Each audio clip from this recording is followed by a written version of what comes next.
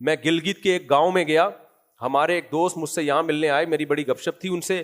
جب میں گیا تو انہوں نے مجھے بلایا کہ آپ آئیں, ایک پوائنٹ طے ہوا کہ وہاں تک آپ آ جائیں, یہاں تک میں آؤں گا, ملاقات ہوگی. میں نے کہا اکیلے آ رہے ہوں گے, دیکھا 50 بندے کلاشن کوفے لے کے ان کے ساتھ. ابے میں نے کہا کیا ہو رہا ہے بھائی, یہ میں تو آپ سے ملاقات کے سلسلے میں حاضر ہوا ہوں, یہ مجھے اغوا کرنے آئے ہو, کیا کرنے آئے ہو؟ میں پہلے تو ڈر گیا. اچھا ان کی تھی بھی ماشاءاللہ 4 بیویاں, یہ موضوع سے ہٹ کے بات آگے معذرت چاہتا ہوں. تو 4 بیویوں کا فائدہ یہ ہوا کہ ان کے بیٹے پوتے داماد سارے کلاشن بردار, پوتے وہ سارے وہ آئے ملنے کے لیے. میں اکیلا باریک سا, میں بیٹھا ہوں ان کے سامنے, وہ میرے سامنے. اور اس زیادہ کیمرے کا دور تھا نہیں اس وقت, 2000 میرا خیال ہے یہ 11 یا 12 کی بات ہوگی. تو میں نے کہا یہ سب کیا ہے؟ کہتے ہیں یار وہ ہماری دشمنی ہے, کیا کریں, اس کے بغیر ہم کہیں جا نہیں سکتے. میں نے کہا دشمنی کیوں کہہ رہے ہیں؟ ہمارے باپ نے فلانے کے چاچے کو مارا تھا, تو اس کے پھپھے نے ہمارے نانے کو مار دیا, تو ہمارے نانے نے اس کی پھپھو کو مار دیا, تو اس کی پھپھو نے اس کے دادا کو مار دیا, تو اس کے دادا نے اس کے بھتیجے کو مار دیا. تو کہہ رہے ہیں ہم لوگ کے سسٹم یہ ہے کہ جو ملے مار دو. تو میں نے کہا آپ نے بھی کوئی مارا؟ کہہ رہے میں نے تو نہیں مارا, میرے فلاں نے مارا تھا, تو وہ تو مل نہیں رہا, پتہ نہیں کہاں دبئی بھاگ گیا, کہاں بھاگ گیا, تو اب میں نے مارا نہیں ہے لیکن ماریں گے مجھے یہ. میں نے کہا یار عجیب ڈرامہ چل رہا ہے یار. کہہ رہے چل یہی رہا ہے مارکیٹ میں, تو زندگی ہے یار یہ, ہر وقت پلاش 50-60. کہتے ہم تو جہاں چائے پینے بھی جاتا ہوں, کہہ رہے 50 آدمی میرے ساتھ ہوتے ہیں. میں نے کہا ایسا تو نہیں ہوتا کہ اب آپ نہیں ملیں گے تو مجھے مار دیں گے, کہ آپ کا چاچا نہیں مل رہا تو آپ کا جو وہ مجھے مینٹور کہتے تھے, اپنا مرشد کہتے تھے, تو آپ کا مرشد ملا اس کو مار دو. پھر میں نے ان کو ایک واقعہ سنایا. ایک آدمی KPK کے کسی گاؤں میں گیا, وہ قبائلی علاقوں میں نا, کراچی والا گیا. تو اب وہ کراچی والا بیچارہ, وہ KPK وہ بڑا غیرت مند تھا, اس نے کہا چلو ہم تمہیں سیر کراتے ہیں. کسی گاؤں کا واقعہ ہے, KPK میں ایسا ہوتا نہیں ہے, کسی علاقے کا واقعہ ہے. تو وہ اس نے کہا ہم چلو کراچی والے کو کہا تمہیں سیر کراتے ہیں. تو جانا ادھر تھا, بڑے لمبے راستے سے اس کو لے کے جا رہا ہے. کراچی والے نے بولا بھائی یہاں جانا ہے تو گھما کے کیوں لے کے جا رہا ہے؟ اس نے کہا خو ادھر ہمارا دشمن بیٹھا ہے, وہ فائر کرے گا. کراچی والا ڈر گیا, بھائی یہ تو مسئلہ خراب ہے یہاں پہ نا. تو اس نے جب دیکھا نا کراچی والا ڈر رہا ہے, اس نے کہا خو ڈرو نہیں, وہ ہمارا 1 مہمان مارے گا, ہم اس کے 10 مہمان ماریں گے, ڈرنے کی ضرورت. اب بتاؤ اس سے ڈر کم ہوگا یا بڑھے گا؟ وہ تو اور ڈر گیا بھائی, ابے ادھر تو مہمان چل رہے ہیں, وہ تمہارا 1 مہمان, ہم اس کے 10 مہمان. تو جب وہ 50 کلاشن کو برداروں کے ساتھ آئے نا, اور کہا کہ اس طرح سے مارا جاتا ہے, میں نے کہا بھائی میرا کیا ہوگا؟ ایسا نہ ہو بولے یار یہ مفتی کوئی اڑا دو, فی الحال یہ نہیں مل رہا. تو خیر اتنا بھی نہیں ہوتا. اچھا ایک بات ہے, ان علاقوں میں علماء کی بڑی قدر ہے, اور صرف علماء کی وجہ سے امن قائم ہے, صرف علماء کی وجہ سے.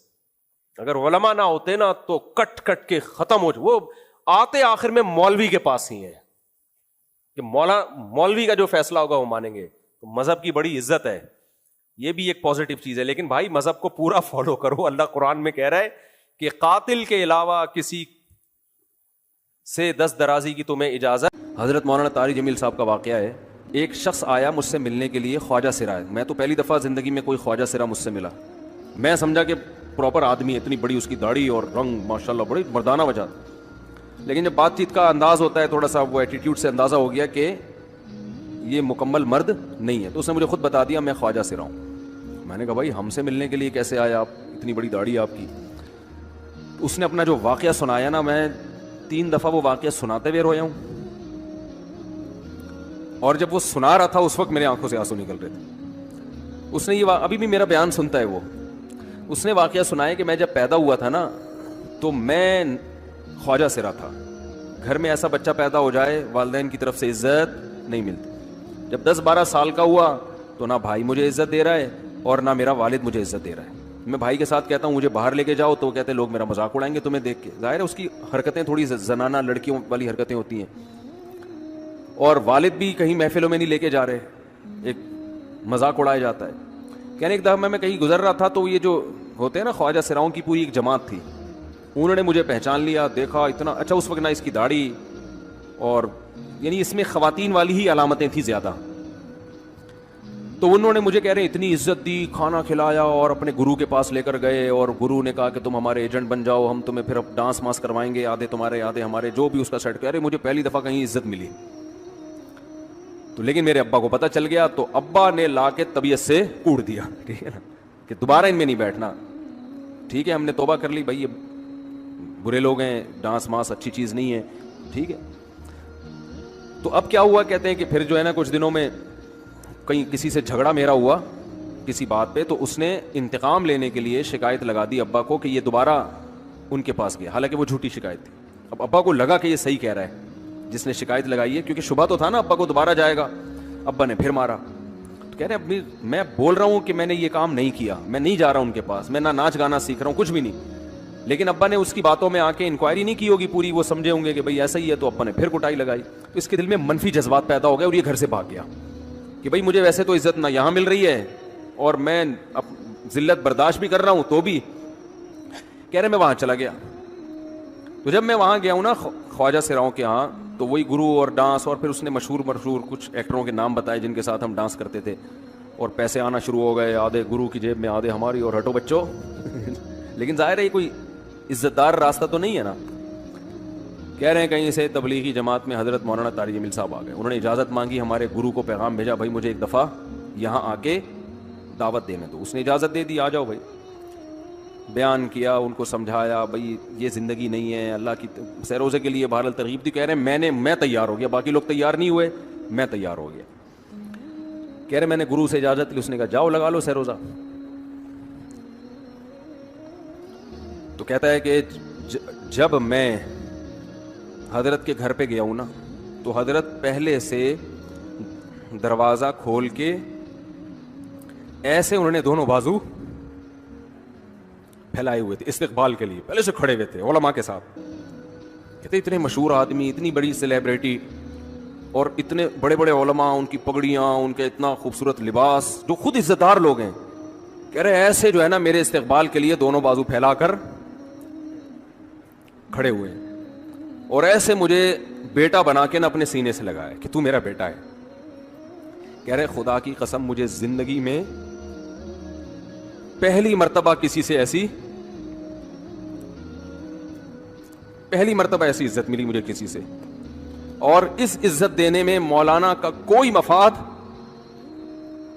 بولو بھائی, کچھ بھی, بلکہ ذلت ہوگی نا. لوگ کہتے ہیں خواجہ سرا کو بیٹا بنایا ہوا, اور اس وقت تو اس میں بیچارے میں کچھ زنانہ سی علامتیں بھی تھیں.